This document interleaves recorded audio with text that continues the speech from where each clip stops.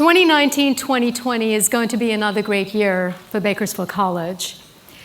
We have so much happening, so many initiatives, yes, Steve, many initiatives, awaiting your engagement, opportunity for you to bring your ideas, to step up, to lean in, and to take off. You will find, new faculty, that this is quite natural to do, that we do here at BC. Innovation leading to institutional excellence is alive and well at the home of the Renegades. This summer, like you, I took some time off to immerse myself in other parts of life outside of BC. During the fall semester and the spring semester, serving students dominates every waking thought and action for all of us. Several poignant moments defined summer 2019 for me. My brief trip to India for the interment of my mom's ashes. Many books that I read and I'm continuing to wrap up, like Edmund Morris's The Rise of Theodore Roosevelt, and Muriel Barbery's The Elegance of a Hedgehog. And then there were movies like The Avengers. And there was Jean Grey, whose ex-Jean gave her the omega-level telepathic and telekinetic powers of the Phoenix. Did you watch that movie? Okay, Toy Story 4. I watched that too. That was awesome. And I saw Aladdin as well. That was great.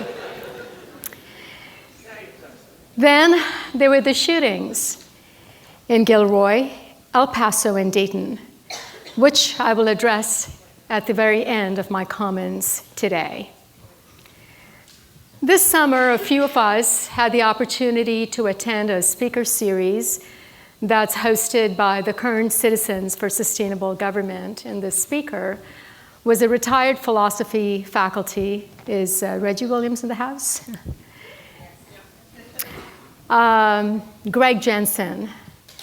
Jensen concluded his talk and by asking us to find our epic work and to do it with integrity and truth. Now, the word epic means something grand, something heroic. And in social media these days, it means something closer to like totally awesome. Our work of transforming lives is epic no matter what scale you use. BC's epicness in my mind is defined in two ways. One, the act of transforming human lives from despair to hope through education. It's epic. And our collective passion and intensity, rivaling that of the Phoenix, is absolutely epic. Now, Neil Pereska, who describes in his book that the Okinawans have no word for retirement or stop working. Actually, I call it Nan Gomez Heitzberg. But the Okinawans, Nan, call it Ikigai. And Ikigai translates roughly as the purpose in life, the reason you get out of bed in the morning. It seems to me that the Okinawan Ikigai and Jessen's epic work are symbiotic. The day-to-day routine, done with discipline, done with satisfaction, Ikigai, is necessary to realize our epic vision and our epic work. It was through Michelangelo's day-to-day Ikigai of chiseling out the marble that freed the angel within. It was Van Gogh's day-to-day Ikigai of bold brush strokes, one after the other, with swirling blues and grays and yellows that delicately crafted the ethereal starry night. Epic work. At BC, we are fully engaged as part of something bigger than ourselves, bigger than any of us, really. We are doing something we could not do alone. And in that collective, we have an unrivaled passion and remarkable power. Even as Stan Lee and Jack Kirby, the co-writers of The Phoenix, created Jean Grey with the tremendous powers that carefully crafted the yin and yang of life as we know it, both constructive and destructive as we see in the Dark Phoenix. A mythic reminder to us that power can be life-destroying or life-giving. It calls on us to be vigilant when deploying our passion so that we don't unconsciously diminish our collective work. We can't deny that numerous and intense provocations that bombard us each day and incite our passion. Our responsibility, however, is to intentionally and skillfully channel those passions into furthering our collective good. Remember our core value of community. I love that Steve Holmes used the word community as well in his remarks. Rather than reflexively finding an outlet without due consideration of the ramifications. So in this context, what are we to make of Greg Jessen's language of doing epic work with integrity and truth? Now, from an institutional perspective, you heard my speech of the state of BC being strong. We are epically advancing our student numbers. We are epically advancing student success. We are epically advancing our budgets, right, Mike? And we're receiving awards after awards. And I didn't mention Paul Beckworth texted me that he got $200,000 for the Veterans Resource Center, another award. Let's give it up.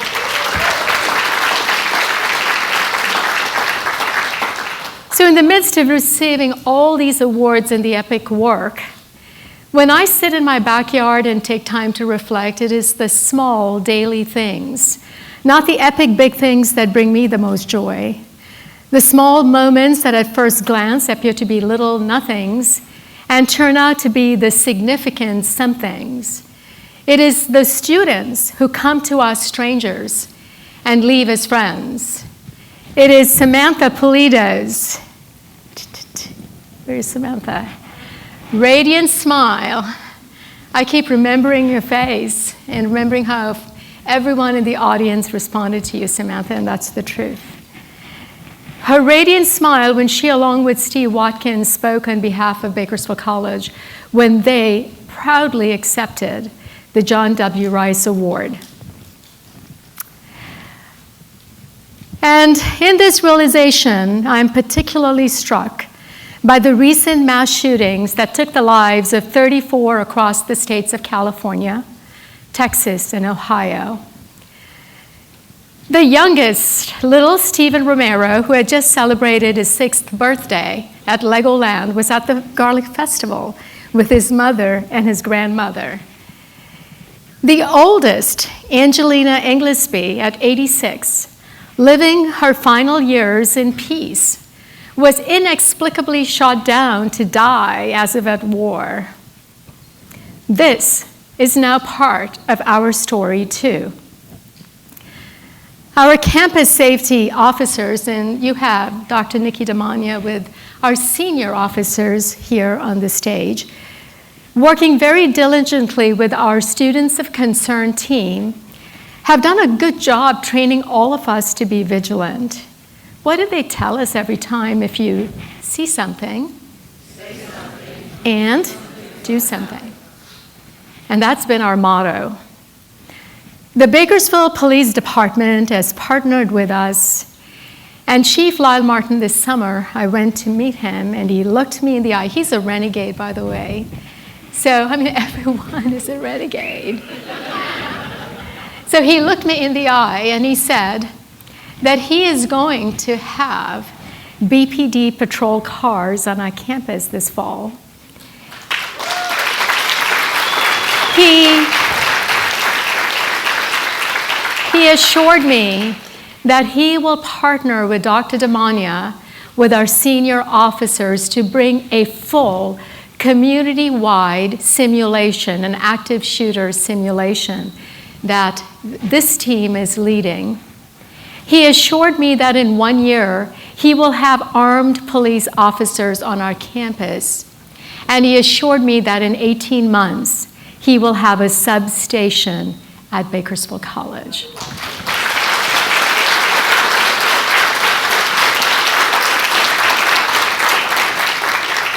So that's one part of the equation, getting ready. And then there is the other part. The LA Times, my dear friends, quoted the singer at the funeral services for many of the victims in El Paso. And this is what the singer said: "We are a very loving people.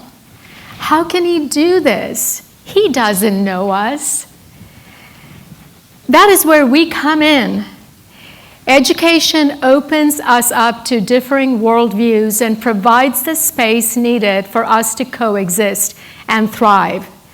We teach our students to see the other, to know the other, and to love the other. On August 6th, our Academic Senate president wrote to this campus, "Empathy and tolerance are life skills taught in every BC classroom where students explore their own values and ideas. In listening to others' ideas and cultures, sometimes these ideas may clash. Preparing students for life and the sometimes violent conflict which emerges means being better prepared ourselves. Your every meeting," he said, "with students is an opportunity to model the understanding we hope students will exhibit." While we prepare for the worst, we will channel our passion and our power into developing the next generation to be bridge builders, whose capacity for compassion is what defines them, whose capacity to love is far greater than any we have experienced in the past. A generation who believes that I am my brother's keeper, that I am my sister's keeper. Our core values are real. They are not merely institutional formalities. They have consequence. We don't merely tolerate diversity. We embrace it. We don't grudgingly accept the other. We breathe acceptance. And we live, as we live our core values, we teach our core values for each other, for our students, for our community. This is our collective ikigai. This is how we do our epic work with integrity and truth, because we are